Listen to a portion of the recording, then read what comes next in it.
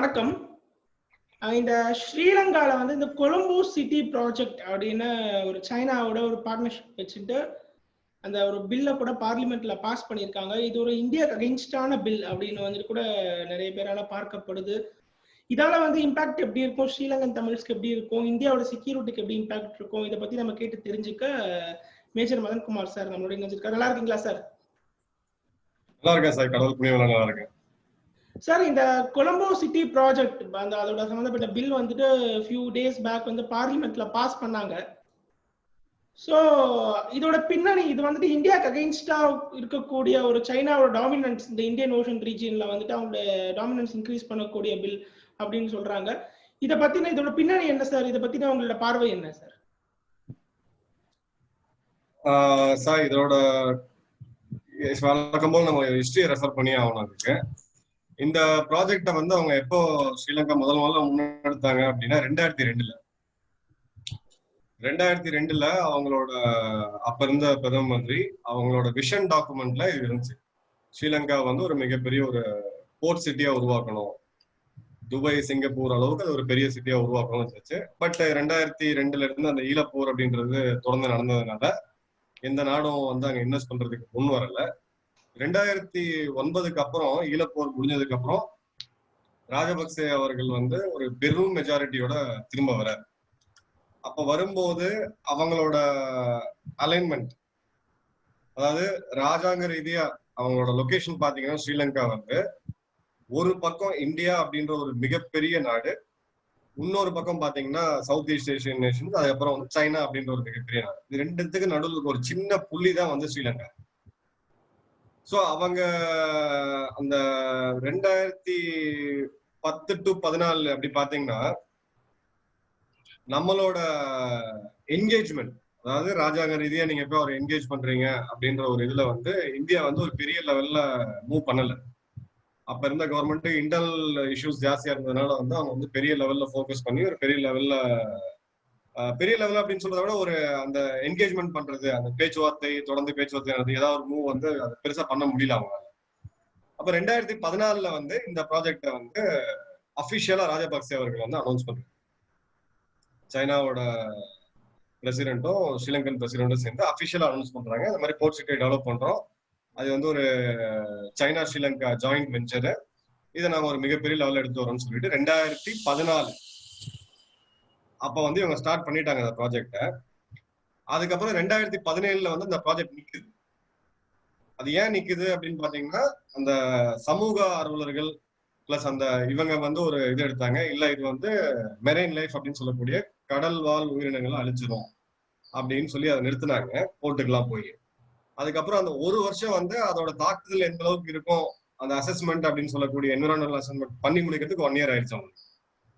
அதுக்கப்புறம் அந்த ப்ராஜெக்ட் திரும்ப கண்டினியூ ஆகி 2019 நவம்பர் மாசம் நினைக்கிறேன், அப்ப வந்து இந்த 2 ஸ்கொயர் கிலோமீட்டர் ஏரியா 163 ஹெக்டேர் இடம், 2 ஸ்கொயர் கிலோமீட்டர், இந்த 2 ஸ்கொயர் கிலோமீட்டர் இடத்த வந்து அவங்க அந்த கடல்ல இருந்து மீட் எடுக்கிறதுன்னு வாங்க.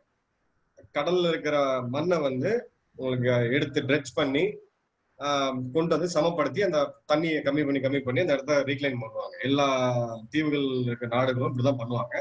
இவங்களும் அதை பண்ணி அந்த 2 கிலோமீட்டரை வந்து அபிஷியலா இது ஸ்ரீலங்கா அப்படின்னு சொல்லி அவங்க அறிவிச்சாங்க. 2021 அதற்குண்டான சட்ட வழிமுறைகள் கான்ஸ்டிடியூஷனல் அமெண்ட்மெண்ட் வந்து இப்ப 2/3 மெஜாரிட்டியில 3/2 பங்கு மெஜாரிட்டியில வந்து இப்ப பார்லிமெண்ட்ல பாஸ் பண்ணிருக்காங்க. இதுக்கு நடுவில் இதை சேலஞ்ச் பண்ணி அவங்க சுப்ரீம் கோர்ட் போனாங்க. சுப்ரீம் கோர்ட் வந்து இல்ல இதெல்லாம் நீங்க கன்சிடர் பண்ணி இதெல்லாம் நீங்க வரையறை கொண்டு வரணும் அப்படின்னு சொல்லிட்டு கொண்டு வந்து கடைசியா வந்து இதை லாவா பாஸ் பண்ணிட்டாங்க. அந்த போர்ட் சிட்டி அப்படின்றது ஒரு இன்டர்நேஷனல் சிட்டி. இதுல ஒரே ஒரு மிஸ்ஸிங் பீஸ் என்ன அப்படின்னா, இதுல வந்து இதோட எக்கனாமிக்கல் லா, இதுல வர்ற கம்பெனிகள் வர்ற நாடுகள் சேர முதலீடு அவங்களுக்கு உண்டான சட்டத்திட்டங்கள் அதெல்லாம் வந்து இன்னும் வரையறுக்கப்படலை. அதை வந்து இவங்க பண்ணுவோம் அப்படின்னு சொல்லி ஒரு டிராஃப்ட் இது பண்ணிருக்காங்க. வழக்கம் போல இது வந்து ஒரு மெஜாரிட்டி கவர்மெண்ட் இருக்கிறதுனால இது பெரிய லெவல் டிஸ்கஷன் எல்லாம் எதுவுமே நடத்தல. இது அப்படியே அவங்க பார்லிமெண்ட்ல வந்து பாஸ் பண்ணிட்டாங்க. சோ இதை வந்து இந்தியா பரவாயில்ல இருக்கிற கருத்து வந்து இந்தியா ஏன் தடுக்க முடியல அப்படின்னா, இது இன்னைக்கு நடந்த விஷயம் கிடையாது. ஏதோ நேத்து ஆரம்பிச்சு ஒரு 2 வருஷம் முன்னாடி ஆரம்பிச்சு இன்னைக்கு போட்டு அவங்க கட்டல. இது வந்து 2002 போட்டது, 2014 இதுக்கு ஒரு வரையறையை அவங்க ஏற்கனவே எடுத்துட்டு வந்துட்டாங்க. இந்த போர்ட் சிட்டி அப்படின்னு சொல்லக்கூடிய இதுக்கு அவங்க கொடுக்குற செல்லிங் பாயிண்ட், அதாவது ஒரு நாடு வந்து இன்னொரு நாட்டுக்கு வந்து அவங்க நாட்டு மக்களுக்கு எப்படி செல் பண்றாங்கன்றது முக்கியம். துபாய், சிங்கப்பூர் அளவுக்கு இது ஒரு மிகப்பெரிய வர்த்தக நகரமா மாறும். பல நாட்டு முதலீடுகள் வந்து இங்க வந்து இருக்கும். உலகத்தோட ஒரு one of the favourite city. அதாவது இப்போ சென்னை, மும்பை இந்த மாதிரி நகரங்கள் எடுத்தீங்கன்னா, சென்னையெல்லாம் வந்து 600 வருஷம் பழைய நகரம். இங்க வந்து பெரிய கட்டமைப்பெல்லாம் நீங்க வந்து மாற்ற முடியாது. ஃபார் எக்ஸாம்பிள் ட்ரைனேஜ் சிஸ்டம் மொத்த சென்னையை நீங்க மாத்தணும்னா அது வருஷ கணக்காயிரம், அத்தனை கோடி பணம் தேவை. பட் நீங்க ஒரு சிட்டியை வந்து நீங்க பேசிக்கா ஸ்கிராச்ல இருந்து, ஒரு பாலைவனமா இருந்த துபாய் எப்படி அவங்க கொண்டு வந்தாங்களோ அந்த மாதிரி ஒரு பிளான் சிட்டியை வந்து இவங்க கொண்டு வருவோம், இதனால நிறைய முதலீடுகள் வந்து வரும் அப்படின்றதுதான் ஸ்ரீலங்கா மக்களுக்கு அரசாங்கம் சொல்லக்கூடிய விஷயம். சோ இது இந்தியாவுக்கு எதிரா இருக்கா அப்படின்னா, இந்தியாவுக்கு எந்த விதமா எதிரா இருக்கான்றத நம்ம 2 விஷயமா பார்க்கணும். முதல்ல எதிரா இருக்கு அப்படின்னு நம்ம சொல்ற கருத்தை வந்து 2 விதமா பார்க்கணும். பொருளாதாரம். இப்போ இந்த மாதிரி ஒரு போர்ட் சிட்டி வந்து டெவலப் ஆகும்போது, இப்ப நீங்க சென்னை எடுத்துக்கங்க, பெங்களூர் எடுத்துக்கங்க, டெல்லி, மும்பை, ஹைதராபாத், பூனே, இந்த மாதிரி எல்லா நகரங்களுமே வந்து இன்னைக்கு வந்து 4 முக்கியமான விஷயங்களை வந்து சவால்களை சந்திக்குது. 1 போக்குவரத்து நெரிசல், 2வது சுற்றுச்சூழல் மாசுபாடு, பொல்யூஷன், 3வது எடுத்தீங்கன்னா cost of living. Real estate cost வந்து ரொம்ப ஜாஸ்தி ஆகிட்டு வருஷம் பாத்தீங்கன்னா ரெண்டல் ஜாஸ்திட்டு போகுது. இன்னைக்கு எல்லாம் இந்த இடத்துல வந்து ஒரு வீடு வாங்குறதுன்றது ஒரு பெரிய குதிரை கொம்பாவே இருக்கு. 4வது சோசியல் இஷ்யூஸ், சிட்டிஸ்க்கே இருக்கிற சோசியல் இஷ்யூஸ். ஒரு சிட்டிக்கு வந்து ஒரு சோசியல், டெல்லி பாத்தீங்கன்னா கிரைம் ரேட் ஜாஸ்தியா இருக்கும், மும்பை பாத்தீங்கன்னா இந்த அண்டர்வேர்ல்டோட இது வந்து ஜாஸ்தியா இருக்கும், சென்னை எடுத்தீங்கன்னா வந்து இங்க அரசியல் தலையீடுகள், தட்பவெட்ப நிலை வந்து இருக்கும். அது மாதிரி ஒரு சிட்டிக்கு ஒரு இந்த சேலஞ்சஸ் எல்லாம் இல்லாம இப்போ ஒரு திடீர் ஒரு நல்ல ஒரு வேர்ல்ட் கிளாஸ் சிட்டி வந்துச்சுன்னா பல நிறுவனங்கள் வந்து இங்க மாறதுக்கான வாய்ப்பு இருக்கிறது அப்படின்றது ஒரு கருத்து. 2வது முக்கியமான சேலஞ்சு, அச்சுறுத்தல் அப்படின்றது பாதுகாப்பு அச்சுறுத்தல். பாதுகாப்பு அச்சுறுத்தல் ஏன் அப்படின்றது, சைனாவோட போர்ட் அப்புறம் இந்தியாவோட போர்ட்டுக்கு உண்டான டிஸ்டன்ஸ் எடுத்தீங்கன்னா 1000கணக்கான மைல் இருந்துச்சு. இப்போ 290 கிலோமீட்டர் கன்னியாகுமரியில இருந்து இந்த போர்ட் துறைமுக நகரம் வந்து வருது. அப்போ சைனா வந்து அங்க ரொம்ப கிட்ட வந்துட்டாங்கன்றது நிதர்சனமான உண்மை. இப்போ அது வந்து நமக்கு ஒரு மிலிட்டரி த்ரெட்டா வருமா, ஒரு ராணுவ அச்சுறுத்தலா வருமா அப்படின்னா கண்டிப்பா வரதுக்கான வாய்ப்பு இருக்கு. ஏன்னா சைனாவோட சட்டத்திட்டங்கள் படி, அந்த நாட்டோட சட்டத்திட்டங்கள், கம்யூனிஸ்ட் சட்டத்தைப்படி, நீங்க கார்பரேட்ல ஒரு ஊழியரா இருந்தாலும் சரி, நீங்க கார்பரேட் நிறுவன முதலாளியா இருந்தாலும் சரி, நீங்க உலகத்துல எந்த மூலையில நீங்க போய் ஆப்ரேட் பண்ணாலும் சீன கம்யூனிஸ்ட் அரசாங்கத்தோட அவங்களோட பாலிசிக்கு நீங்க கட்டுப்பட்டே ஆகணும். அவங்களோட பாலிசியில முக்கியமான அந்த சட்ட ஷரத்து என்ன சொல்லுதுன்னா, சீனாவோட பாதுகாப்பு அச்சுறுத்தலுக்காகவும், சாவர்னிட்டி அண்ட் இன்டெகிரிட்டி, சீனாவோட இதுக்கு அகெயின்ஸ்டா ஒரு ஆக்ஷன் வந்து அந்த கவர்மெண்ட் எடுக்குதுன்னா அந்த கவர்மெண்ட்டுக்கு நீங்க சப்போர்ட் பண்ணியே ஆகணும்ன்ற கட்டாயம் இருக்கு. ஆப்ஷன் கிடையாது.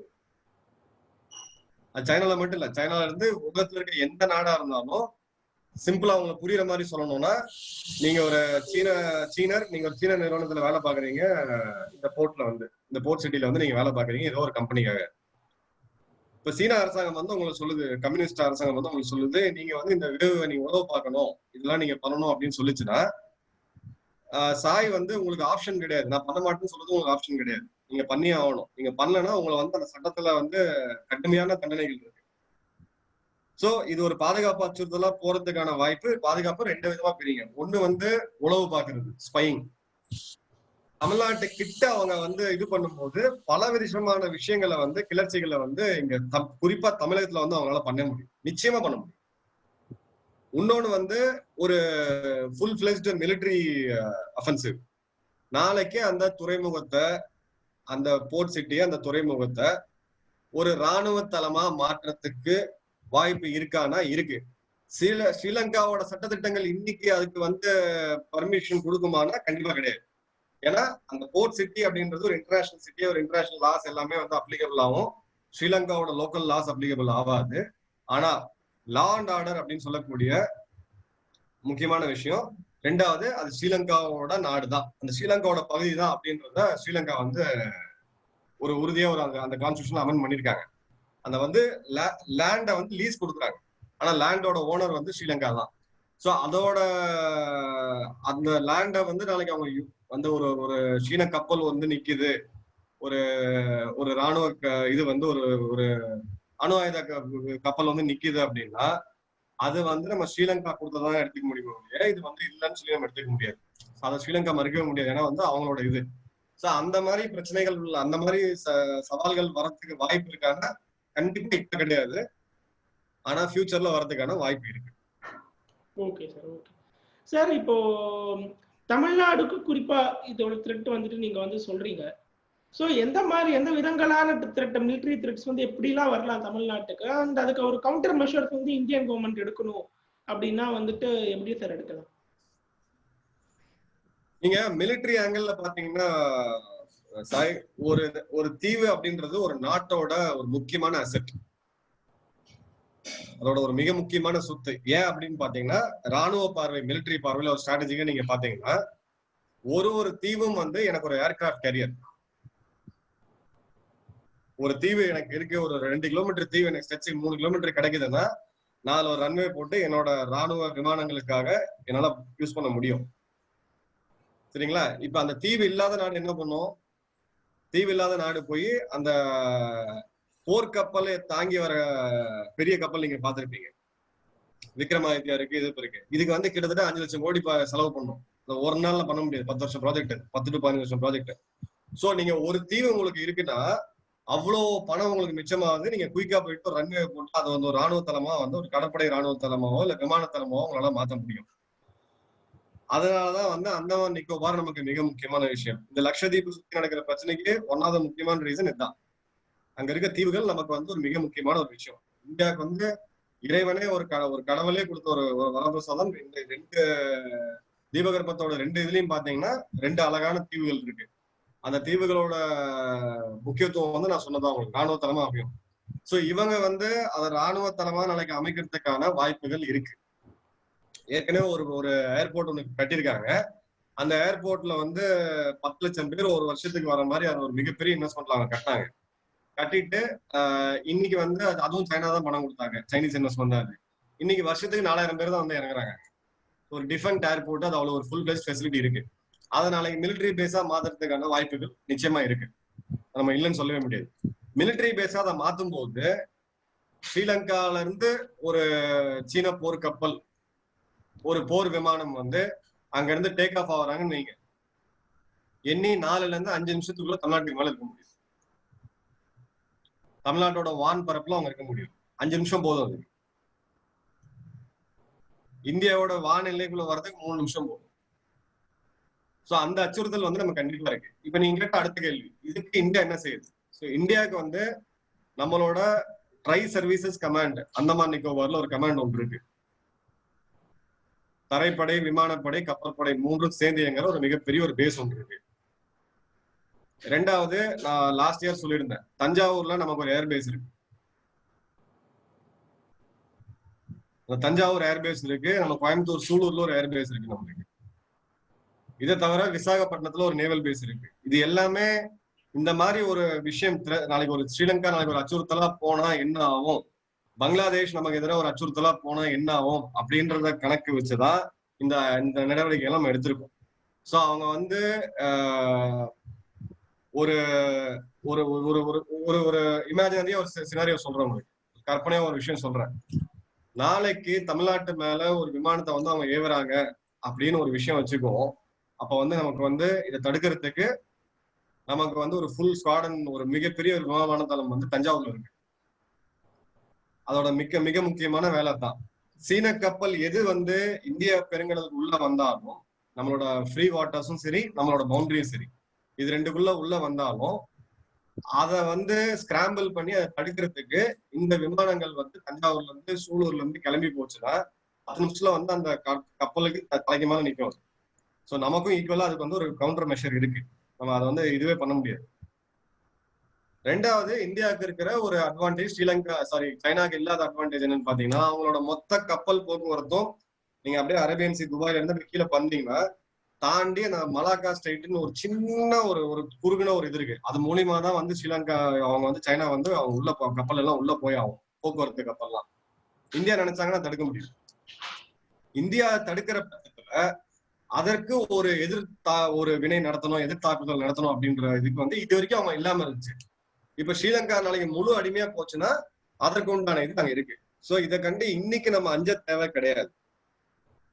ஆனா நம்மளோட கவனம், நம்மளோட இன்டெலிஜென்ஸ் நெட்வொர்க், நம்மளோட சர்விலன்ஸ், இது எல்லாமே வந்து விளைவு பார்க்கும் திறமை, இங்க இருக்கிற இதெல்லாமே வந்து நம்ம கமிட் பண்ணுவோம். அதை பண்ணாதான் வந்து இது நமக்கு வந்து அச்சுறுத்தலா இல்லாம ஒரு கன்சர்ன் அப்படின்னு இருக்கிறது ஒரு அச்சுறுத்தலா இல்லாம, நமக்கு அச்சுறுத்தலா இல்லாம பார்க்கணும்னா இதை நம்ம பண்ணிடுவோம். அதை நம்ம பண்ணிட்டு இருக்கோம். Okay sir. ஓகே சார், அந்த மலாக்கா ஸ்ட்ரைட் தடுக்க முடியுமா? அது எப்படி சார் என்ன என்ன விதமா தடுக்க முடியும் சார்? அது எனக்கு வரைபடம் வந்து உங்களுக்கு தெளிவா காமிச்சிருப்பேன். நீங்க இந்தியாவோட இதுல அப்படியே அந்த மால்டீவ்ஸ் பார்த்து பாருங்க.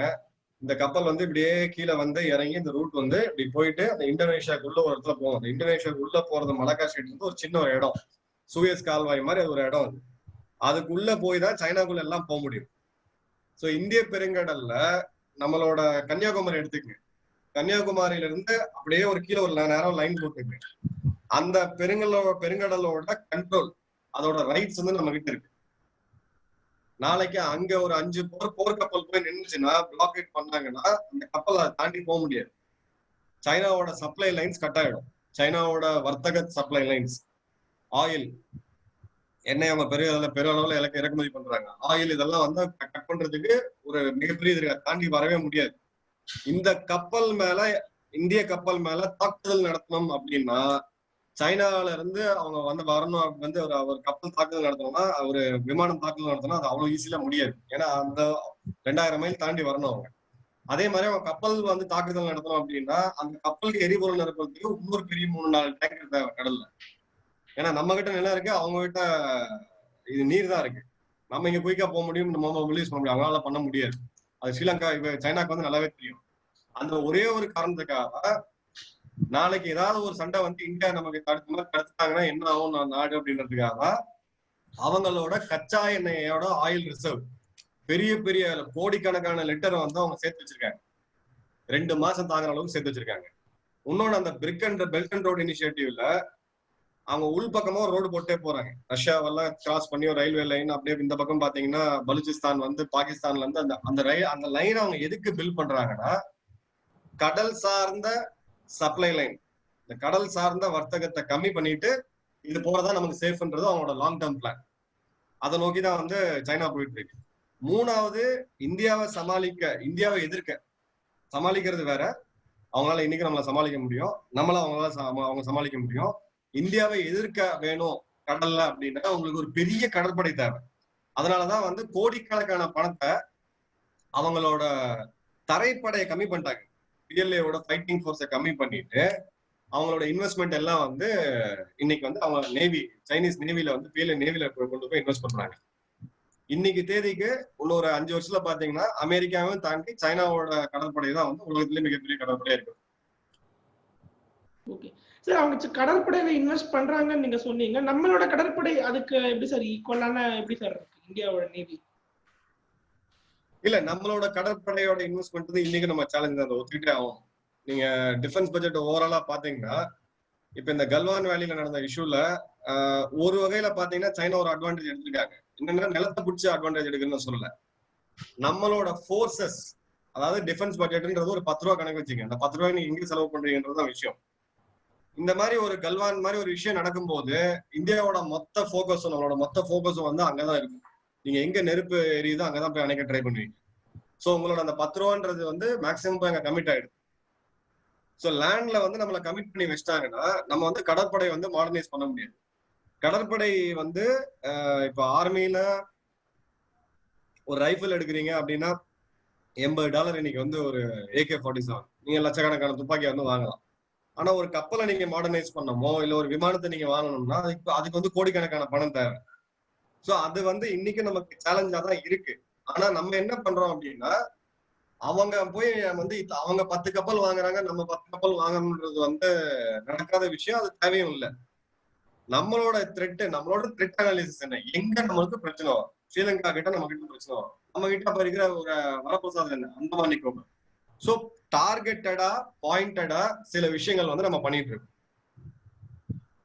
இப்ப அவங்களோட ஸ்ரீலங்கா சைனாவோட ஸ்ட்ரென்த் எடுத்தீங்கன்னா நான் கான்டாக்ட் வார்ஃபேர், மிசைல்ஸ் ராக்கெட்ஸ் இதை யூஸ் பண்ணி ஏவுகணைகளை தாக்குறது, அந்த தரைப்படையை உள்ள அனுப்பாம தாக்குதல்ன்றது அவங்களோட ஸ்ட்ராட்டஜி. நம்மளோட எதிர் ஸ்ட்ராட்டஜி என்னது, நம்ம S-400 வாங்கியிருக்கோம், அவங்க தாக்குதல் இருந்து நம்ம தடுத்துக்கிறோம். சரிங்களா? அவங்கள வந்து கவுண்டர் தாக்குதல் நடத்துறதுக்கு இப்ப ரஃபேல் ரொம்ப முக்கியமான விமானம். ரஃபேல் வந்ததுல இருந்து கொஞ்சம் அவங்க இது பண்ணிருக்காங்க. இப்ப ரஃபேலை கொண்டு போய் நம்ம வந்து பார்டர்ல வைக்கும் போது அவங்க வந்து இப்ப அவங்களோட மிசைல் டிஃபென்ஸ் சிஸ்டம் வந்து இன்க்ரீஸ் பண்ணிருக்காங்க. இப்ப அவங்க டிஃபென்சிவ்ல போறாங்க. இது ஒரு ஒரு வகையான ஒரு மூவ்ஸ் அண்ட் கவுண்டர் மூவ் தான். சோ நம்மளோட கடற்படையோட ஸ்பெண்டிங் வந்து கம்மியா இருக்கு. ஆனா வரும் பட்ஜெட்ல இப்ப அடுத்த 2 வருஷம் வந்து நம்ம எக்கனாமியில தான் ஃபோக்கஸ் பண்ணி ஆகணும். ஒரு மிகப்பெரிய பொருளாதார சரிவை வந்து நம்ம சந்திச்சிருக்கோம். கடைசி ஒரு 2-3 வருஷமா பாத்தீங்கன்னா ஒரு சரிவை நம்ம சந்திச்சிட்டு இருக்கோம். கொரோனாக்கு அப்புறம் 2 வருஷம் வந்து ஒரு தாக்கம் இருக்கு.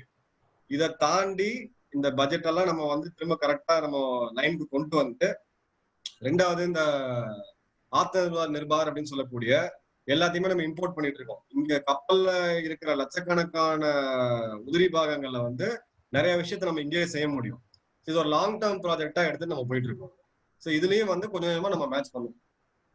Okay sir. ஓகே சார், இந்த சைனா வந்து ஸ்ரீலங்கால இந்த ஒரு போர்ட் சிட்டி டெவலப் பண்றதால ஸ்ரீலங்கால இருக்கக்கூடிய தமிழ் மக்கள் அவங்களுக்கு ஏதாவது இம்பாக்ட் இருக்குமா? எந்த மாதிரி இம்பாக்ட் இருக்கும் சார்? கண்டிப்பா இம்பாக்ட் இருக்கு. தமிழர்களுக்கு மட்டும் இல்ல, அங்க இருக்க இஸ்லாமியர்களுக்கு இம்பாக்ட் இருக்கு. நான் அங்க இருக்க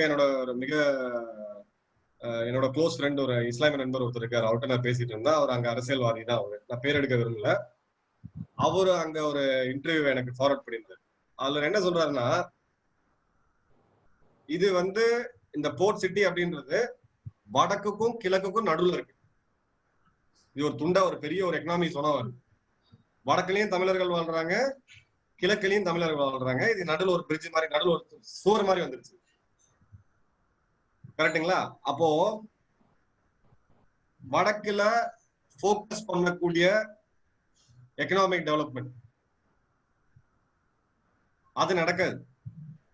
ஏன்னா மொத்தமும் சேர்ந்து இந்த சிட்டில தான் கான்சென்ட்ரேட் ஆகி நிற்கும். அங்க ஒரு வணிகமோ அங்க ஒரு கம்பெனியோ, வடக்கு மாநிலங்கள்ல வந்து ஒரு ஸ்பெஷல் எக்கனாமி ஜோனோ ஒரு பொருளாதார நிறுவனமோ போய் பண்ண மாட்டாங்க. எல்லாமே சிட்டில தான் இருப்பாங்க. அதே மாதிரிதான் கிழக்குக்கும். சோ அந்த மாகாணங்கள் வந்து அப்படியே வளராம அப்படியே தான் இருக்க போகுது. சோ அங்க இருக்க மக்கள் வேற வழி இல்லாம இங்கதான் வந்து வேலை செஞ்சாகும். தமிழர்களுக்கான ஒரு மிகப்பெரிய சேலஞ்ச் இது. அவங்க ஒன்ஸ் அங்க அந்த இடத்த விட்டுட்டு, அவங்க பூர்வ இடத்த விட்டுட்டு வெளியில வந்துட்டாங்கன்னா அவங்க இந்த மாடர்ன் வேர்ல்டு அப்படின்னு சொல்லக்கூடிய இந்த கல்ச்சர்ல தான் வருவாங்க. ஏற்கனவே பௌத்தர்கள் புத்த மத கல்ச்சர் வந்து அங்க போயிட்டு இருக்காங்க. இஸ்லாமியர்களோட சில முக்கியமான விஷயங்களான பர்கா அணியறதெல்லாம் வந்து அவங்க தடை பண்ணிருக்காங்க. அவங்க ஸ்லோலி அவங்க இஸ்லாம் அந்த இதை நோக்கி, அந்த பௌத்த மத பாரம்பரியத்தை நோக்கி அவங்க போயிட்டு இருக்காங்க. சைனாவும் உள்ள வரும்போது அவங்களோட இது மேண்ட்ரின் படிக்கணும் அப்படின்னு சொல்லிட்டு நிறைய விஷயம் இருக்கு. சோ இது வந்து ஒரு கலாச்சாரத்தை மெல்ல மெல்ல மாற்றி ஒரு 30-40 வருஷத்துக்கு அப்புறம் ஒரு அழிஞ்சே போகக்கூடிய ஒரு அச்சுறுத்தல் வந்து அங்க இருக்க தமிழர்களுக்கு எல்லாமே இருக்கு. அங்க இருக்க இஸ்லாமியர்கள் எடுத்தீங்கன்னா இந்த ஜெம் ஸ்டோன்ஸ் அப்படின்னு சொல்லுவாங்க. நீங்க ரத்ன கற்கள், மோதிர கற்கள் எல்லாம் போடுவீங்க. இந்தியா வேர்ல்டு முழுக்க வந்து அங்க இருக்க இஸ்லாமியர்கள் தொட்டு அந்த காலத்துல இருந்து பிசினஸ் பண்ணிட்டு இருக்காங்க. இப்ப அவங்களுக்குன்னு ஃபேமிலி பிசினஸ் அப்படின்றது அந்த மாதிரி நிறைய விஷயங்கள் பிசினஸ் அங்க பண்ணிட்டு இருக்காங்க. இப்ப அதெல்லாம் காணாம போயிடும். இதை வந்து நம்ம மலேசியால ஒரு வேர்ல்ட் சிட்டி டெவலப் பண்ணும்போது நம்ம பார்த்திருக்கோம், சிங்கப்பூர்ல ஒரு வேர்ல்ட் சிட்டி டெவலப் பண்ணும்போது பார்த்திருக்கோம். அந்த பாரம்பரியமான பிசினஸ் அது எல்லாமே வந்து காணாம போறதுக்கான வாய்ப்புகள் நிறைய இருக்கு. மூணாவது, தமிழர்களுக்கு ஒரு மிகப்பெரிய ஒரு உறுத்தல், ஒரு கோபம், ஒரு அச்சுறுத்தல், மூணுமே ஒரு அச்சம் அப்படின்னு சொல்லுங்க. இந்த மூணுமே வந்து என்னன்னு பாத்தீங்கன்னா, 2009 ஈழப்போர் முடிவுல ஸ்ரீலங்காவுக்கு அதிக அளவுல ஆயுதம் கொடுத்து, தளவாடங்கள் கொடுத்து உதவி செஞ்சது வந்து சைனா, ரெண்டாவது பாகிஸ்தான், மூணாவது இந்தியாவும் கொடுத்தாங்க. அந்த டைம்ல ஹெல்ப் கொடுத்துருக்காங்க, நிறைய கொடுத்துருக்காங்க. ஆனா ராணுவ தளவாடங்கள், ஆயுதங்களை வந்து அதிக அளவுல கொடுத்தது வந்து சைனா. சோ அந்த இன அழிவை ஏற்படுத்தின அந்த நாடு, சப்போர்ட் பண்ண அந்த நாடு, அதுக்கு ஒரு மிகப்பெரிய ஒரு சப்போர்ட் அந்த நாடு இன்னைக்கு அவங்க கீழே நம்ம போய் வேலை பார்க்கணும்ன்றது ஒரு தன்மான இழுக்கு, ரெண்டாவது வந்து அது ஒரு கோவத்தை உண்டு பண்ணக்கூடிய ஒரு விஷயம். தமிழர்களுக்கு உண்டான த்ரெட் வந்து அங்க கண்டிப்பா இருக்கு, நம்ம இல்லைன்னு சொல்லவே முடியாது. Okay sir. சார் இப்போ இந்த இந்தியாவோட ஃபாரின் பாலிசி டுவர்ட்ஸ் ஸ்ரீலங்கா நம்ம பார்த்தோம்னா ஹம்பன் தோட்டா போர்ட் வந்துட்டு ஃபர்ஸ்ட் சைனா அங்க ஆக்குபை பண்ணாங்க. அதுக்கப்புறமா இப்ப கூட நம்ம கூட வீடியோ பண்ணியிருந்தோம் ஒரு ஃபியூ மந்த்ஸ் பேக். அந்த ராமேஸ்வரம்க்கு ஒரு 40 கிலோமீட்டர் இருக்கக்கூடிய ஒரு 3 தீவுகள்ல சைனா எனர்ஜி ப்ராஜெக்ட்ஸ் வந்து பண்ண போறாங்க, which is very close to Tamil Nadu. And இப்போ வந்துட்டு இந்த கொலம்போ சிட்டி ப்ராஜெக்ட் ஸ்ரீலங்கா வந்துட்டு இதுல இருந்து நம்ம புரிஞ்சுக்கலாம் கொஞ்சம் கொஞ்சமா சைனாவை நோக்கி போறாங்க அப்படிங்கறது நம்ம டினையே பண்ண முடியாது. ஆனா இந்த விஷயத்தை கண்ட்ரோல் பண்ணாதது வந்துட்டு ஒரு இந்தியன் கவர்மெண்டோட ஃபெயிலியரா நம்மளால பார்க்க முடியுமா சார்? இது வந்து நீங்க ராஜீவ் காந்தி அவர்கள் டைம்ல எடுத்துக்க, அதாவது இந்திரா காந்தி டைம்ல எடுத்துக்க, ஃபாரின் பாலிசி ஒரு நாட்டோட வெளியுறவு கொள்கை அப்படின்றது ஒரு கன்சிஸ்டன்சி வேணும். இந்தியாவோட மிகப்பெரிய டிராபேக் என்ன அப்படின்னா, நேரு அவர்கள் டைம்ல வந்து நம்ம என்ன பேசணும், எந்த நாட்டுக்கும் சார்பு இல்லாம நான் அலைன்மென்ட் மூவ்மெண்ட் நம்ம பேசணும். நாம யார் எந்த நாடு சார்பாகவும் இருக்க மாட்டோம், நாங்க தனியா போயிட்டு இருக்கோம் அப்படின்னு. ஆனா நிதர்சனமான உண்மை என்னன்னா, அந்த டைம்ல அமெரிக்கா, ரஷ்யா, யுஎஸ்எஸ்ஆர் இது ரெண்டு மிகப்பெரிய பவர். நீங்க வந்து பாகிஸ்தான் வந்து என்ன பண்றாங்க, அப்போ நேட்டோல போயிட்டாங்க, அமெரிக்கா கூட சார்பா போயிட்டாங்க, சரிங்களா? இந்தியா போல. நம்ம ரஷ்யா கிட்ட போனோமா அதுவும் போகணும், நம்ம ஒரு தனியா போறோம் அப்படின்றது.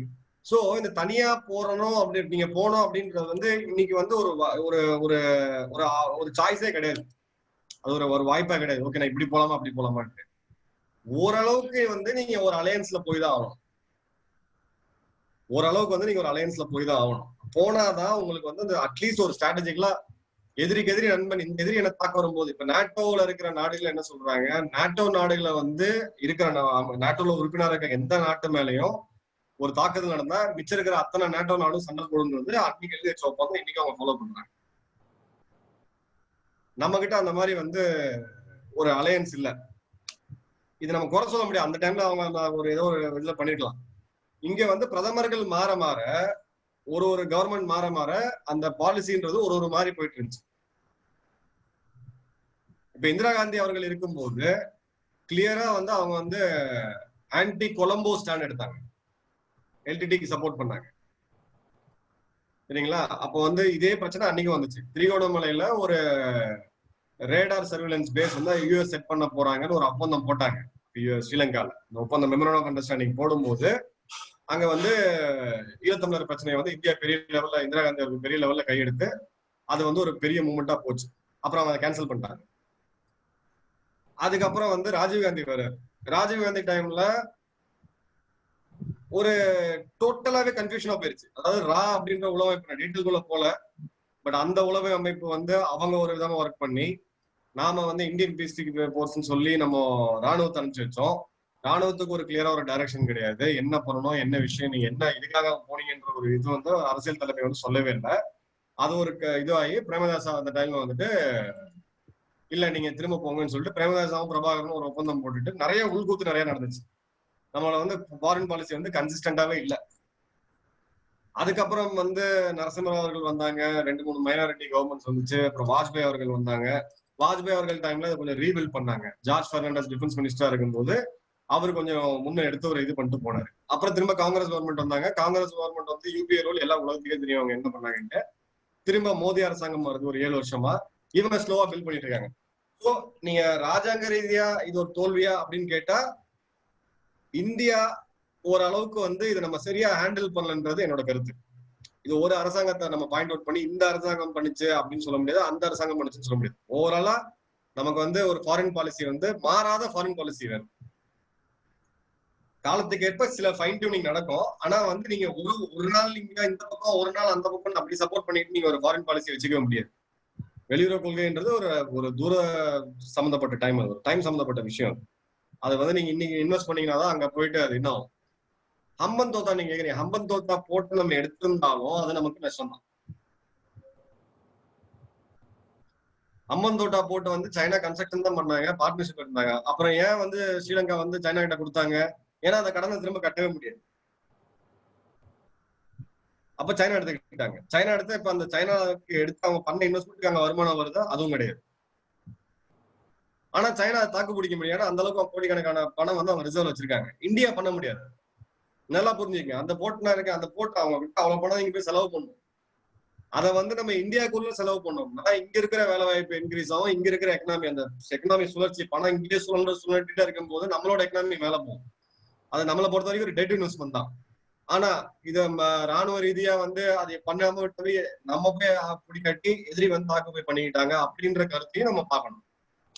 அதற்கு உண்டான இன்வெஸ்ட்மெண்ட்டை வந்து நம்ம அந்தமான்ல பண்றோம். அதற்கு உண்டான இன்வெஸ்ட்மெண்ட் வந்து சில விஷயங்கள் ஓப்பனா பேச முடியாது.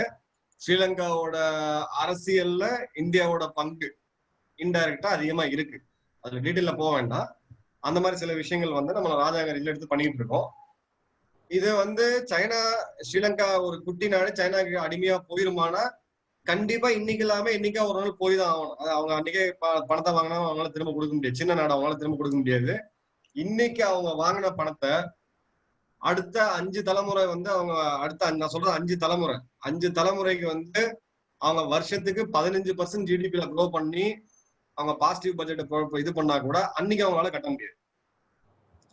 சோ இந்த த்ரெட் இருக்கு. இதை நம்ம எவ்வளவு தூரம் டிலே பண்ண போறோம், எவ்வளவு தூரம் நம்ம வந்து தற்காத்துக்க போறோம், இதுக்கு கவுண்டர் மூவ்ஸ் நம்ம என்னென்ன பண்ண போறோம்ன்றதான் வந்து இந்தியாவோட இதுல இருக்கு. அவங்க போட்டோ கொடுத்துட்டாங்க நம்ம விட்டு அப்படி மட்டும் அந்த ஒரு போர்ட்டை மட்டும் வச்சு நம்ம பார்க்க முடியாது. சரிங்களா? இப்போ இந்த கொலம்போ போர்ட் சிட்டி வந்துருச்சு. அந்த லேண்ட் இருக்கு, எல்லாமே இருக்கு. ஒரு 5 தான் பிரிச்சிருக்காங்க. ஒரு சைடு வந்து லாவிஷ் லைஃப் ஸ்டைலு, இன்னொரு பக்கம் வந்து ஹைரேஜ் பில்டிங், அப்புறம் ஒரு பக்கம் எக்கனாமி இதுன்னு சொல்லிட்டு தனி ஸ்டாக் எல்லாமே இருக்கு. இன்னைக்கு மேலதான் இவங்க போய் இதை மார்க்கெட் பண்ணி உலகத்துல இருக்கிற கம்பெனிஸ் எல்லாத்தையும் போய் மார்க்கெட் பண்ணி பல ஷோகள் நடத்தி இதை பண்ணி இது ஃபைனலா அவங்க சொல்ற டைம் 2042. 2042 தான் நீங்க வீடியோ பாக்குற மாதிரி அந்த மாதிரி ஒரு நகரம் உருவாகும்னு அவங்க சொல்றாங்க. சரிங்களா? துபாயில நான் ஒரு பெஸ்ட் எக்ஸாம்பிள் சொல்றேன். துபாயில புர்ஜ் கலிஃபா பில்டிங்கை பண்ணி முடிச்சுட்டு அங்க இருக்கிற அபார்ட்மெண்ட்ஸை விற்கிறதுக்கு எவ்வளவு மார்க்கெட்டிங் பண்ணி எவ்வளவு கஷ்டப்பட்டு இருப்பாங்கன்றதுதான் வந்து அங்க இருக்க தமிழர்கள்ட்ட கேட்ட சொல்லுவாங்க. இப்போ நம்ம இந்த போர்ட் சிட்டி பத்தி பேசிட்டு இருக்கும்போது ஸ்ரீலங்கா வந்து சிங்கப்பூர் வந்து அவங்க அடுத்த லெவல் போயிட்டாங்க. அவங்க ஒரு மிகப்பெரிய ஒரு போர்ட் சிட்டியை டெவலப் பண்ணிட்டு இருக்காங்க. மலேசியா வந்து ஃபாரஸ்ட் லிவிங் அப்படின்னு சொல்லி காடுகளுக்குள்ள இயற்கையோட சூழ்நிலை வாழணும்னு சொல்லி அவங்க ஒரு சிட்டி டெவலப் பண்ணிட்டு இருக்காங்க. $135 பில்லியன் செலவு. சரிங்களா? இந்தியா வந்து சாகர் மலான்ற திட்டத்தை முன்னெடுத்து போயிட்டு இருக்காங்க. ஏன்னா நீங்க இப்படி யோசிங்க, நம்ம கிட்ட இவ்வளவு பெரிய கோஸ்டல் லைன் இருக்கு. நம்ம வந்து ஒரு தீபகம் இருப்போம், 3 பக்கமும் கடல் இருக்கு. நம்ம இங்க டெவலப் பண்றதை விட்டு ஏன் போயிட்டு இன்னொரு நாட்டுல டெவலப் பண்ணணும்? அந்த டெவலப் ஆகிற விஷயத்துக்கு நம்ம என்ன கவுண்டர் கொடுக்கணும்னு பாக்கணும். சோ ஒரு சைடு போட்டு அவங்க கொடுத்தாங்கன்னா இன்னொரு சைடு போட்டு வந்து இந்தியா, ஜப்பான், ஸ்ரீலங்கா வந்து ஜாயிண்டா போறாங்க. சோ இது தடுக்கக்கூடிய நடவடிக்கைகள் என்ன? தடுக்கக்கூடிய நடவடிக்கைகள் முதல்ல நம்மளோட நேவியை வந்து நம்ம இன்னும் ஸ்ட்ரென்தன் பண்ணணும். 2வது இங்க இருக்கிற துறைமுகங்களை வந்து நம்ம இன்னும் ஸ்ட்ரென்தன் பண்ணணும். நிறைய துறைமுகங்கள் நமக்கு வேணும். 3வது உங்களோட பொருளாதாரம், அதுதான் முக்கியம். பொருளாதாரம் தான் எல்லாமே. அதான் நான் முதல்ல சொல்லியிருக்கணும். பொருளாதாரம் வந்து நீங்க கண்டினியூஸா க்ரோ ஆகணும். அதுக்கு என்ன பண்ணணும், நீங்க அதை பண்ணணும். சரிங்களா? 4வது உங்களோட வெளியுறவு கொள்கை, குவாட் அப்படியே வெளியுறவு கொள்கை. ஒரு அலையன்ஸ் இப்ப ஃபார்ம் ஆயிருக்கு. மன்மோகன் சிங் டைம்ல வந்து அந்த அலையன்ஸ் ஃபார்ம் பண்ணாங்க. இன்னைக்கு வந்து ஓரளவுக்கு ஒரு ஸ்ட்ரக்சர் இருக்கு. நீங்க குவாட முன்னிறுத்தி போறீங்க அப்படின்னா ஜப்பான், இந்தியா, ஆஸ்திரேலியா, அமெரிக்கா இந்த 4 மிகப்பெரிய நாடுகள் வந்து ஒண்ணு சேர்ந்து அந்த நாட்டோ மாதிரி ஒரு அலையன்ஸ், நாளைக்கு ஒரு மிலிட்டரி அலையன்ஸ் அதை உருவெடுத்துச்சுன்னா நம்ம இந்த போட்டை பத்தி தான் கவலைப்படுத்தாது. ஸ்ரீலங்காக்கு தான் அந்த பிரஷர், நம்ம சைனாக்கு தான் பிரஷர் ஜாஸ்தி. சோ 4 நாடுகள் வந்து நெருக்க ஆரம்பிக்கும் போது ஸ்ரீலங்கா வந்து இன்னைக்கு தேதிக்கு மொத்தமா முள்ளு வந்து கடியாரத்துல பாத்தீங்கன்னா சைனா பக்கம் போய் நிக்குது. நாளைக்கு அந்த அரசாங்கத்தை இன்னைக்கு அவங்க வாங்கியிருக்க கடன் இன்னைக்கு அவங்க வாங்கல, அவங்களோட அடுத்த 4 தலைமுறைக்கு முதல்ல சேர்த்து வாங்கி வச்சுட்டாங்க. நாளைக்கு இது வந்து சைனா உள்ள வந்து அவங்க மக்கள் கூட வேலை செய்யும் போது பலவிதமான பிரச்சனைகளை வந்து அந்த லோக்கல் மக்கள் ஃபேஸ் பண்ணுவாங்க. நிறைய போராட்டங்கள் வரும், நிறைய கிளர்ச்சிகள் வரும், மக்கள் அப்செட் ஆவாங்க. அந்த மாதிரி பல விஷயங்கள் இருக்கு. நம்ம வந்து ஃபண்டமெண்டலா நம்ம கிட்ட பணம் இருந்தாலும் இன்னொரு நாட்டை அடிமையாக்கி அந்த நாட்டை வந்து நம்ம ஆளணும் அப்படின்றது நம்ம இதுலயே கிடையாது. நமக்கு வந்து வேற மாதிரி சில வெளியுறவு கொள்கை தான் இருக்கு. எங்க நம்ம லேக் பண்றோம் அப்படின்றது நம்மளோட வெளியுறவு கொள்கை அப்படின்றத நம்ம லேக் பண்றோம். இப்போ இந்தியா தமிழர்கள், ஈழத்தமிழர்கள் பிரச்சனை அப்படின்றது ஒரு முக்கியமான ஒரு நரம்பு இந்தியாவை பொறுத்த வரைக்கும். ஆனா அந்த ஈழத்தமிழர்களோட அவங்களோட பாதுகாப்பு, அவங்களோட ரெஸ்பெக்ட், அவங்கள பாதுகாத்து எப்படியாவது அவங்க வாழ வைக்கணும்ன்றது இந்தியாவோட அப்ஜெக்டிவா இருக்கணும். அதுல வந்து மாற்று கருத்தே கிடையாது. ஆனா நீங்க அதுக்காக வந்து அங்க இருக்கிற தீவிரவாதிகளை உருவாக்கணும், அதை வந்து நம்ம இந்தியா திரும்ப இது போகணுன்றது இதெல்லாம் ராஜாங்க ரீதியில் தான் டிசைட் பண்ணுமே ஒழிய தமிழ்நாட்டு மட்டும் கண்ணாடியை போட்டு இதை மட்டும் பார்த்துட்டு அப்படி பண்ண முடியாது. இந்தியாவில் நடக்கிற பிரச்சனை அதுதான். வெளியுறவு கொள்கையை ஒரு இது எடுத்திருக்குன்னா, ஒரு இடத்துல தப்பா போறாங்கன்னா இதை வந்து ஆளுங்கட்சி எதிர்கட்சி முக்கியமான கட்சிகள் ஒன்னா சேர்ந்து அவங்க ஆளுங்கட்சி வந்து எதிர்கட்சி சேர்த்து அலைன் பண்ணணும். இதுதான் நம்ம ப்ராசஸ், நாளைக்கு நீங்க வந்தாலும் நீங்க இதுதான் பண்ணணும் அப்படின்ற ஒரு அந்த கூட்டு முயற்சி இல்லாம எல்லாத்தையுமே அரசியல் பண்ணி நீங்க வெளியுறவு கொள்கையிலேயே அரசியல் வந்துச்சு, வேக்சின்லயும் அரசியல் வந்துச்சு. சார் இந்தியா சைனா ஸ்ரீலங்கா இந்த ட்ரையாங்கிள் ரிலேஷன்ஷிப் இருக்குல்ல, இது எப்படி சார் ஃபியூச்சர்ல உருவெடுக்கும்னு நீங்க சொல்றீங்க? சைனா வந்து சைனாவோட மெயின் எதிரி அமெரிக்கா உலக லெவல்ல. ஏசியால அவங்களோட நம்பர் 1 எதிரி வந்து இந்தியா. எதிரி அப்படின்றது போட்டியா இருந்து எதிரியா மாறிடுச்சு. சரிங்களா? அவங்களோட ஒரு நடவடிக்கை, அதாவது இந்தியாவை சுத்தி எடுக்கிற நடவடிக்கை, இந்தியாவுக்கு சுத்தி நடக்கிற நடவடிக்கைகள் எல்லாமே இந்தியாவுக்கு எதிராக தான் இருக்கும். பொருளாதார ரீதியா இருக்கும், வர்த்தக ரீதியா இருக்கும், கலாச்சார ரீதியாகவும் இருக்கும், ராணுவ ரீதியாகவும் இருக்கும். ஸ்ரீலங்கா பொறுத்த வரைக்கும் அவங்க 2 நாட்டுக்கு நடுவுல, சின்ன 2 மிகப்பெரிய நாட்டுக்கு நடுவுல மாட்டிட்டு ஒரு குட்டி நாடு. இந்தியாவையும் ஒரு லெவலுக்கு இப்ப போயிட்டு சைனா சார்பா அவங்க போயிட்டு இருக்காங்க, டவுட்டே கிடையாது. ஆனா நாளைக்கே வந்து தன்னோட நிலப்பரப்பை வந்து இல்ல கடல் பரப்பை வந்து இந்தியாவுக்கு எதிராக ஒரு ராணுவ தாக்குதலுக்காக சைனா ஸ்ரீலங்கா கொடுத்துருமானா கண்டிப்பா வாய்ப்பே கிடையாது. ஏன்னா அந்த நாடே அழியறதுக்கான இது. ஏன்னா இந்தியா பக்கத்துல இருக்கு. என்னதான் நீங்க இருந்தாலும் உங்க பக்கத்து வீட்டுக்காரருக்கு ஒரு சப்போர்ட் யாராவது வெளியில இருந்து வந்தாலும் நாளைக்கு நீங்க பக்கத்து வீட்டுக்காரர் தான் உங்களுக்கு. நீங்க ஓரளவுக்காவது நீங்க பிடிக்கவே இல்லைன்னா ஓரளவுக்காவது சுமூகமா நீங்க உறவை எடுத்துட்டு தான் போனோம். சோ இந்தியா வந்து இப்போ வேக்சின் கொடுத்தோம். சரிங்களா? கோவிஷீல்டு போச்சாங்க. அதுக்கப்புறம் இந்த சில நடவடிக்கைகள் வந்து எடுத்தாங்க. இப்ப 2வது டோஸ் அங்க எல்லாருக்கும் டியூ இருக்கு.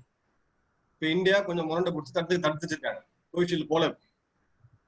இப்ப ஸ்ரீலங்கால வந்து செகண்ட் வேக்சின் நிறைய பேருக்கு போடல. இப்ப இந்தியா என்ன சொல்லுச்சுன்னா, நீங்க மொத்தத்தையும் கொண்டு போய் சிங்களருக்கு போடுறீங்க, இங்க தமிழர்களும் இருக்காங்க, இஸ்லாமியர்களும் இருக்காங்க, நீங்க இதெல்லாம் நீங்க எங்க அக்கௌண்ட் கொடுங்க, நான் உங்களுக்கு வேக்சின் கொடுத்துட்டு இருக்கேன்ல, இப்ப நீங்க அக்கௌண்ட் கொடுங்கன்னு சொல்லி நம்ம சொல்றோம். இப்ப அவங்க செகண்ட் டோஸ் வந்து ஒரு கொஸ்டின் மார்க் இருக்கு. அந்த தீவுக்கு வந்து இன்னைக்கும் மிகப்பெரிய ஒரு இன்கம் என்னன்னு பாத்தீங்கன்னா டூரிசம் தான். கரோனா இருக்க வரைக்கும் டூரிசம் நடக்காது, சுற்றுலாத்துறை தான் அங்க மெயின், அது நடக்காது. சோ இந்தியாவை மொத்தமா அவங்க பகச்சிக்க முடியாது, நாமளும் ஸ்ரீலங்காவை வந்து மொத்தமா போயிட்டு அழிக்கணும்னு பண்ண முடியாது. சைனா எவ்வளவுக்கு எவ்வளவு மூவ் பண்ணிட்டு போறாங்களோ நாம அந்த அளவுக்கு ஒரு சைடு வந்து நம்மளோட வர்த்தகம் எங்க இருக்கு, இந்தியாவுக்கும் ஸ்ரீலங்காவுக்கும் வர்த்தகம் இருக்குன்ற போது இங்க வந்து நம்ம ஒரு போர்ட் ஓபன் பண்ணணும். சரிங்களா? அந்த தூத்துக்குடி போர்ட் இந்த இதுல வந்து நம்ம டெவலப் பண்ணணும்னு சொல்றதுக்கான மெயின் ரீசன் தான். நீங்க அரசியலுக்காக வந்து இந்த பேருக்கு சமூக ஆர்வலர்னு சொல்லி போராட்டம் பண்ற முட்டாளங்களுக்கு தெரியாது. அந்த டெவலப் பண்ணாதான் நம்ம அவங்க ட்ரேட் ரிலேஷன் டெவலப் ஆகும். ஒரு காலத்துல இருந்து சிலோன் மெயில் ஒன்று சென்னையில இருந்து போயிட்டு இருந்துச்சு. பிரிட்டிஷ்காரங்க அந்த காலத்துல அவங்க முட்டாளும் கிடையாது. அந்த வர்த்தக தொடர்பு இருந்துகிட்டே இருக்கணும். வர்த்தக தொடர்பு நீங்க இன்க்ரீஸ் பண்ணாதான் நாளைக்கு வர்த்தக தொடர்பு ஒன்னா இருக்கும் போது ஒரு நாடு இன்னொரு நாடோட ரொம்ப அதிகமா முரண்பட முடியாது. சோ அவங்களோட தேயிலை உற்பத்தியா இருக்கட்டும், பல விஷயங்கள் ஸ்ரீலங்கா இருந்து இந்தியாவில வந்துகிட்டு இருக்கு. நம்ம கிட்ட இருந்து பல விஷயங்கள் அவங்க கிட்ட போவோம். உணவு பழக்க வழக்கம் ரெண்டுமே ஒண்ணு. நீங்க கேரளாவுக்கு போனீங்கன்னாலும் சரி, ஸ்ரீலங்காவுக்கு போனீங்கன்னாலும் சரி, தேங்காய் எண்ணெய் அப்படின்றது மிக முக்கியமான விஷயம். நாமளும் அரிசி தான் சாப்பிடுறோம், அவங்களும் அரிசி தான் சாப்பிடுறோம். சோ இது வந்து ஒரு வேறுபட்ட இனம் கிடையாது. இப்ப சைனாவும் ஸ்ரீலங்காவும் எடுத்தீங்கன்னா ரெண்டுமே வேறுபட்ட இனம். இன அளவுல, மொழி அளவுல, கலாச்சாரத்துல, பண்பாட்டுல இது எல்லாமே வந்து இந்தியா ஸ்ரீலங்கா வந்து 90% ஒத்துப்போம். புத்த மதம் அங்க இருக்கு. அவங்களோட ரூட் எங்க இருக்கு? ரூட் வந்து இந்தியாவில தான் இருக்கு. ஏன் மத்திய பிரதேஷ் வராங்க? ராஜபக்சே வந்து எதுக்கு வந்து திருப்பதி வந்து கும்பிட்டு போறாரு? அப்படி இறை நம்பிக்கை இருக்கு, எல்லாமே இருக்கு. சைனான்றது வேற. சைனாவால பொருளாதாரமா மட்டும்தான் ஸ்ரீலங்காவை வந்து ஒரு இம்பாக்ட் கொண்டு வர முடியும். புரியுதுங்களா? நல்லா புரிஞ்சுங்க. பொருளாதாரம் மட்டும் எல்லாமே கிடையாது. மனுஷ வாழ்க்கையில ஒரு சிங்கள தமிழரோ இல்ல ஒரு சிங்களரோ எடுத்துக்கங்க, ஒரு ஸ்ரீலங்கன் தமிழரோ எடுத்தீங்கன்னா நம்ம கிட்ட அவங்க கொஞ்சம் ஈஸியா கோரிலேட் பண்ணலாம். ஒரு சைனாக்காரங்க கிட்ட பண்ண முடியாது. அதிபர்கள் 2 பேரும் கையெழுத்து போட்டு என்ன பண்ணிக்கலாம், கிரவுண்ட் லெவல்ல ஒட்டாது. சோ நமக்கு தான் அட்வான்டேஜ் இருக்கு. நமக்கு பிரச்சனை என்னன்னா அந்த தொடர்பை, வர்த்தக தொடர்பையும் அந்த இதையும் வந்து நம்ம கொண்டு போகாம, இன்னைக்கு ஐபிஎல் இருக்கு சரிங்களா, ஐபிஎல்ல வந்து இப்போ ஈழத்தமிழர் பிரச்சனை ஒண்ணு இருக்கு. ஈழத்தமிழர் பிரச்சனையை வந்து நீங்க சிங்கள விருப்பா எடுத்துட்டு போனீங்கன்னா அது நம்ம நாட்டுக்கு நல்லது கிடையாது. நீங்க வர்த்தகமா அவங்களை கொண்டு வந்தீங்கன்னா தான், வர்த்தகத்துல கொண்டு வந்து இந்த மாதிரி இதுல கொண்டு வந்தா மட்டும்தான் அவங்களை வந்து நீங்க வந்து கட்டுக்குள்ள வைக்க முடியும். இப்போ ஒரே ஒரு எக்ஸாம்பிள் எடுத்துக்கங்க. அங்க இருக்க ராணுவ அதிகாரிகள் வந்து ஸ்டாஃப் காலேஜ்னு ஒரு கோர்ஸ் இருக்கு, அவங்களுக்கு ஒரு மிக முக்கியமான ஒரு படிப்பு இருக்கு. ஒரு வருஷம் படிப்பாங்க ராணுவ அதிகாரிகள் வந்து. அவங்க வந்து ஊட்டியில வெலிங்டன்ல இருக்க ஸ்டாஃப் காலேஜுக்கு வந்து படிச்சுக்கிட்டு இருந்தாங்க எத்தனையோ வருஷமா. நீ திடீர்னு அது ஒரு பெரிய எதிர்ப்பாயிட்டு அது ஒரு பெரிய எதிர்ப்பு காமிச்சு அவங்க நிறுத்திட்டாங்க. இப்ப அவங்க எங்க போயிருக்காங்கன்னு நினைக்கிறீங்க? பாகிஸ்தான் போயிருக்காங்க. எங்க சார்? பாகிஸ்தான் போயிருக்காங்க. ஓ, இங்க சிங்கள ராணுவ அதிகாரிகள் வந்து அவங்களோட படிப்புக்கு இங்க வெலிங்டன்ல ட்ரைனிங் வந்து இந்தியா கொடுத்துட்டு இருந்தாங்க. நட்பு நாடுகள் எல்லாருக்குமே வந்து நம்ம கொடுத்துட்டு இருக்கோம். இவங்க மட்டும் இல்ல, பங்களாதேஷ் இருக்கு, பூட்டான் இருக்கு, பர்மா இருக்கு, தாய்லாந்து இருக்கு, பல நாடுகளோட ராணுவ அதிகாரிகள் வந்து இங்க ட்ரைனிங் பண்ணுவாங்க. நானே வந்து ட்ரைனிங் ஸ்ரீலங்கன் ஆஃபீஸர் கூட ட்ரைனிங் பண்ணிருக்கேன். இப்போ நீங்க என்ன பாத்துட்டீங்க, நீங்க ஒரு லோக்கல் அரசியல் எடுத்துட்டு இந்த சிங்கள வெறுப்பு அப்படி நாங்க விடமாட்டோம்னு சொல்லி நீங்க தடுத்துட்டீங்க. இப்ப என்ன ஆச்சு? அதே சிங்கள அதிகாரிகள் ட்ரைனிங் பண்ணாம எடுத்துருவாங்க, கண்டிப்பா பண்ணுவாங்க. சைனாலையும் பாகிஸ்தான்லயும் பண்ணிட்டு இருக்காங்க. இந்த மாதிரி தவறுகள் வந்து நடக்கும்போது நீங்க நாடு அப்படின்றத நீங்க முதல்ல வச்சு பார்க்கணும். இங்க சில ஒரு 5% 3% கூட இல்லாத கட்சிகள்லாம் வந்து இது ஒரு போராட்டமா எடுத்துட்டு போகும்போது, இங்க இப்ப இருக்கிற அரசாங்கம் இதுக்கெல்லாம் வந்து பயந்து இவங்களுக்கு வந்து எல்லாம் ஈர்த்து போயிட்டே இருந்தாங்கன்னா, நாம வந்து ஸ்ரீலங்காவை தள்ளி எவ்வளவு தூரம் அவங்களை தள்ளி வைக்கிறோமோ அவங்களும் ஒரு நாளைக்கு ஒரு எதிரியா உருவாகிறதுக்கான வாய்ப்பு நிச்சயமா இருக்கு. ஈழத்தமிழர்களோட நலன் வேற, அதுல நம்ம உறுதியா இருக்கணும். சிங்கள வெறுப்புன்றது வேற. இன்னைக்கு உலகம் இருக்கிற நிலைமையில உங்களுக்கு எதிர்ப்பே இருந்தாலும் இப்போ பாலஸ்தீன்ல இதை நடந்துச்சு, சிரியால பாம்பு போட்டாங்க, இது பண்ணிட்டாங்க. யார் வந்து பாம்பு போட்டாங்க? அமெரிக்கா தான் வந்து பாம்பு போட்டாங்க. சிரியல்ல வந்து எல்லாம் இங்க இருக்க நிறைய பேர் வந்து சொன்னாங்க ஐ ஸ்டாண்ட் வித் சிரியான்னு சொல்லி போட்டாங்க. அப்ப நீங்க எல்லாம் அமெரிக்கா விசா வாங்கிட்டு வேலைக்கு போகாம இருப்பீங்களா, இல்ல அமெரிக்க நிறுவனத்துல இங்க இருக்க அமெரிக்க இடத்துல வேலைக்கு போகாம இருப்பீங்களா? இது ஒரு முரண்பாடான ஒரு ஒரு போக்கற்ற ஒரு கருத்து. நம்ம அங்கதான் தப்பு பண்ணிட்டு இருக்கோம். நீங்க அவங்கள கட் ஆஃப் பண்ணி விட்டுட்டீங்கன்னா, நீங்க மொத்தமா அறுத்து விட்டுட்டீங்கன்னா அவங்க நேச்சுரலா அவங்க எதிரிட்டு தான் போவாங்க. இது யாருன்னு ஒரு இதுவே இல்லை. நீங்க உங்களோட டைப் பண்ணி வச்சாதான் அவங்க உங்களோட இருப்பாங்க. உங்களோட கருத்துக்கள் வந்து ஷேர் பண்ணதுக்கு நன்றி சார். நன்றி, வணக்கம். நன்றி, வணக்கம். ஜெயன்.